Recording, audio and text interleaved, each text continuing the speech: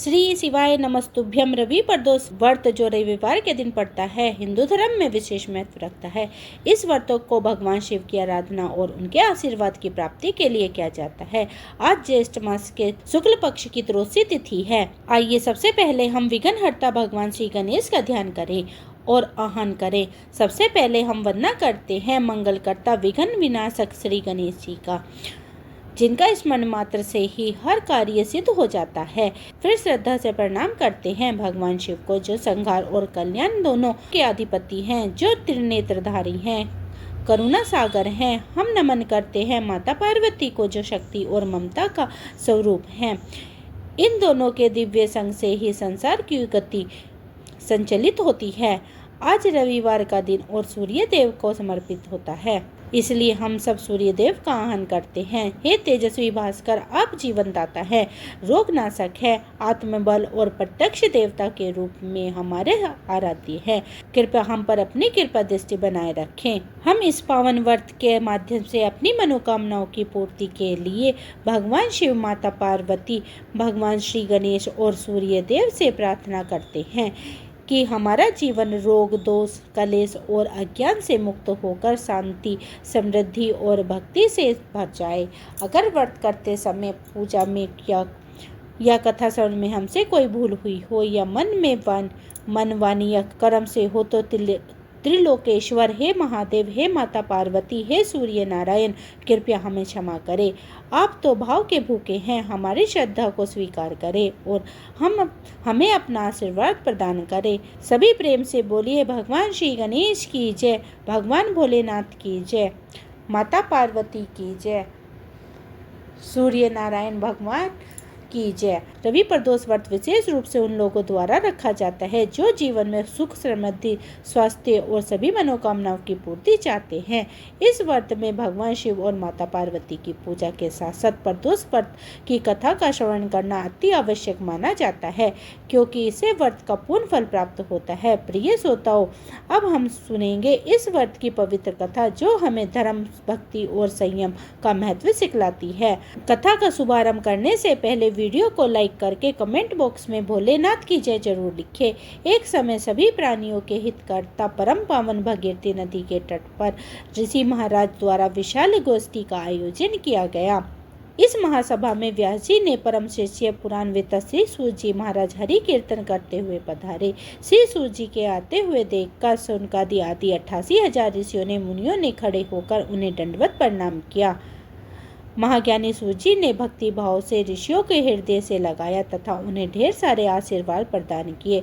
तब विद्वान ऋषिगण और सभी शिष्य आसनों पर विराजमान हो गए। सौनकादि आदि ऋषियों ने पूछा, हे पूज्य वर महामते, कृपया यह बतलाने का कष्ट कीजिए कि मंगल प्रदायक, कष्ट निवारक रवि प्रदोष व्रत सबसे पहले किसने किया और उसे क्या फल प्राप्त हुआ। तब श्री सूत जी महाराज इस प्रकार कहने लगे, आप सभी शिव के परम भक्त हैं। आपकी भक्ति को देखकर मैं व्रती मनुष्य की कथा कहता हूँ।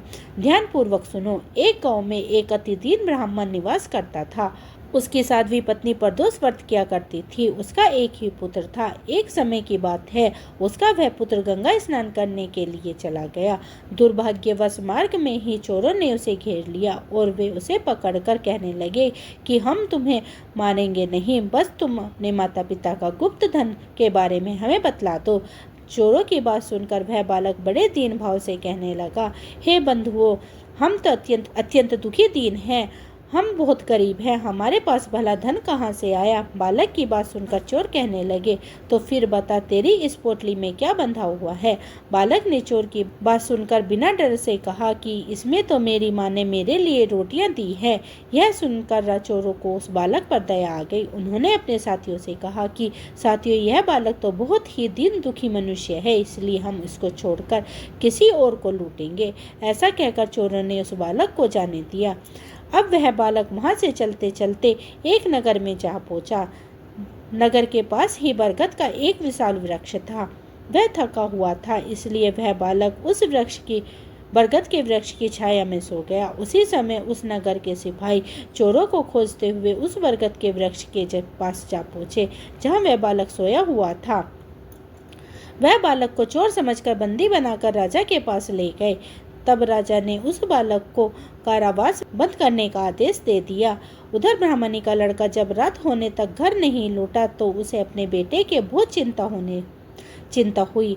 वह अगले दिन प्रदोष व्रत था। ब्राह्मणी ने प्रदोष व्रत रखा और भगवान शिव से सारा दिन मन ही मन अपने पुत्र के कुशलता का प्रार्थना करने लगी। भगवान शंकर ने उस ब्राह्मणी की प्रार्थना स्वीकार कर ली और फिर उसी रात भगवान शंकर ने उस राजा को स्वप्न में आदेश दिया कि वह बालक चोर नहीं है, वह निर्दोष है, उसने कोई चोरी नहीं की है, इसलिए उसे प्रातःकाल छोड़ दिया जाए, नहीं तो वह उसका सारा राज्य वैभव नष्ट कर देंगे। प्रातःकाल राजा ने शिव जी की आज्ञा अनुसार उस बालक को कारावास से मुक्त करा दिया।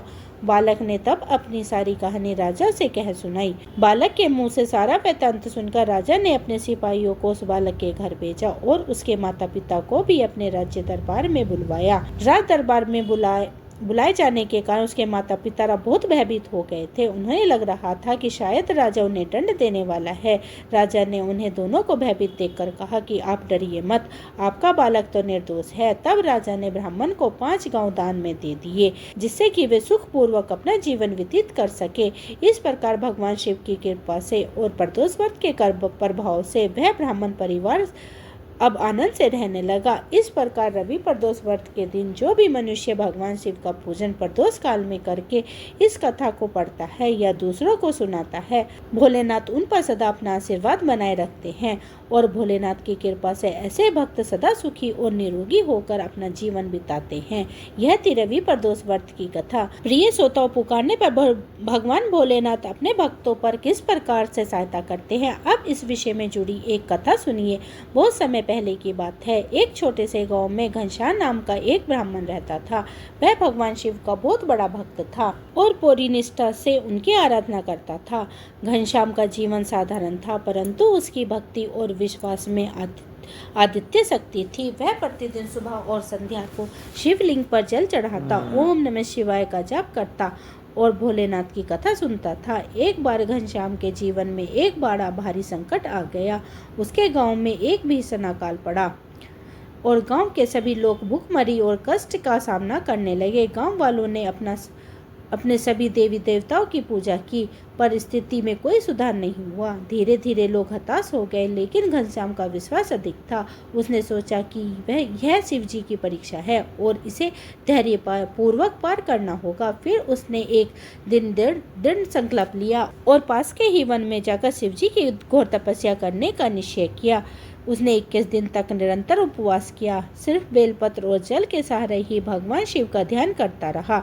उसकी भक्ति और तपस्या को देखकर स्वयं भगवान शिव प्रसन्न हुए और उसके सामने प्रकट हुए। भगवान शिव ने कहा, हे घनश्याम, मैं तुम्हारी तपस्या और भक्ति से अत्यंत प्रसन्न हूँ। तुम मुझसे कोई वरदान मांग सकते हो। घनश्याम ने हाथ जोड़कर भगवान शिव को प्रणाम किया और बड़ी विनम्रता से कहा, प्रभु, मेरे जीवन में तो आपकी सेवा और भक्ति में ही समर्पित है। मुझे अपने लिए कुछ भी नहीं चाहिए, परंतु मेरे गांव वाले बहुत कष्ट में हैं। आप कृपा करके उनकी पीड़ा दूर कीजिए और गांव में सुख और समृद्धि का आशीर्वाद दीजिए। तब भगवान शिव ने मुस्कुराते हुए आशीर्वाद दिया और कहा, भक्त, तुमने निस्वार्थ भक्ति से मुझे प्रसन्न किया है। अब तुम्हारे गाँव में कभी अकाल नहीं पड़ेगा और समृद्धि भी हमेशा बनी रहेगी। इस तरह भगवान शिव के आशीर्वाद से गांव में तुरंत ही बारिश शुरू हो गई। खेतों में हरियाली लौट आई और गांव वाले के चेहरे पर खुशी छा गई। सभी ने घनश्याम की भक्ति की सराहना की और उसे सम्मानित किया, लेकिन घनश्याम ने सारा श्रेय भगवान शिव को दिया और कहा, यह सब तो मेरे प्रभु की कृपा है। इस प्रकार घनश्याम की निस्वार्थ भक्ति और भगवान शिव की कृपा से गांव में समृद्धि और शांति वापस आ गई। यह कथा हमें सिखाती है कि सच्ची भक्ति और निस्वार्थ सेवा का फल कभी व्यर्थ नहीं जाता और भगवान शिव अपने भक्तों की हर विपत्ति में हर दुख को अवश्य ही दूर करते हैं। प्रेम से बोलिए भोले शंकर भगवान की जय। अब आप सुनिए शिव चालीसा। जय गणेश गिरजा सुमन मंगल मूर्त सुजान, कहत अयोध्या दास तुम्हें देहु अभय वरदान। जय गिरजापति दीन दयाला, सदा करत संतन प्रतिपाला। भाल चंद्रमा सोहे नीके, कानन कुंडल नागफनी के। अंग गोड़ शीस गंग बहे, मुंड माला तन छाड़ लाए। वस्त्र खालबा गंबर सोहे, छवि को देख नाग मुनि मोहे। मैना मातु की होए दुलारी, वाम अंग सोहे छवि न्यारी। कर त्रिशूल सोहे छवि भारी, करा सदा शत्रुघ्न छयकारी। नंदी गणेश सोहे तह कैसे, सागर मध्य कमल है जैसे। कार्तिक शाम और गनाऊ, यह छवि को कही जात न काऊ। देवन जब ही जय पुकारा, तब ही दुख प्रभु आपनी वारा। किया उपदवतार का भारी, देवन सब मिले तुम्हें जुआरी। तुम षड्यंत्र आप पठवाओ, लव नेमी माही मार गिराओ। आप जलंधर असुर संहारा, सुयस तुम्हारे विदित संसारा। तिरपा सुरसन युद्ध मचाई, सभी कृपा कर लीन बचाई। किए तभी भगीरथ भारी, पूरा प्रतिज्ञा तासु पुरारी। दीनन माही तुम सम नाही कोई, सेवक स्तुति करा सदा ही। वेद नाम महिमा तब अनंत अनादि भेद नहीं। प्रकट उदित मंतल में ज्वाला, जरत सुर से भय विहाला। किन्हीं दया तय कई सहाई, नीलकंठ तब नाम कहाई। पूजन रामचंद्र जब कीना, जीत के लंका विभीषण दीना। सहस कमल में हो रही धारी, किन्हीं परीक्षा तब हु पुरारी। एक कमल प्रभु राखो जोई, कमल नैन पूजे जस सोई। कठिन भक्ति देखी प्रभु शंकर, भाई प्रसन्न दिया एक चितवर।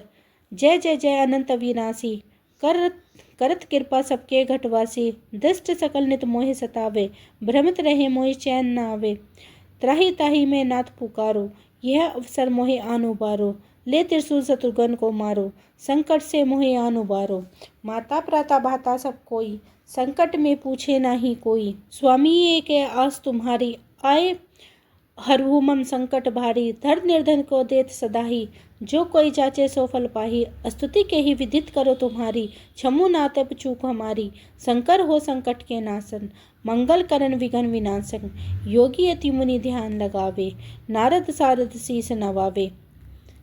नमो नमो जय नमो शिवाय, सुर ब्रह्मादि पार न पाए। जो ये पाठ करे मन लाई, तत्पर होए शंभु सहाय। ऋषियन जो कोई अधिकारी, पाठ करे सो पावन हारी। पुत्रहीन इच्छा करे कुजोही, निश्चित शिव प्रसाद तो होई। पंडित रोसी को लावे, ध्यान पूर्वक होम करावे। त्रोसी व्रत करे हमेशा, ताके तन नहीं रहे कलेशा। धूप दीप नैवेद्य चढ़ावे, शंकर सम्मुख पाठ सुनावे। जन्म जन्म के पाप नासे, अंत धाम सिरपुर में पावे। कहे त अयोध्या आस तुम्हारी, जाने सकल दुख हरहु हमारी। नित्य नेम प्रात ही पाठ करो चालीसा, तुम्हारी मनोकामना पूर्ण करो जगदीशा। मंगसर छठे मत ऋतु, संवत 64 जान। स्तुति से वे चालीसा, पूर्ण करो कल्याण। ओम जय शिव ओमकारा, स्वामी हरि शिव ओमकारा। ब्रह्मा विष्णु सदाशिव, अर्धांगिनी धारा। ओम जय शिव ओमकारा, एकानंद चतुरानंद पंचानंद राजे। भोले पंचानंद राजे, हंसासन गरुणासन वृषवाहन साजे। ओम जय शिव ओमकारा, दो भुज चार चतुर्भुज, 10 भुज से सोहे। भोले 10 भुज से सोहे, तीनों रूप निरखता त्रिभुवन जन मोहि।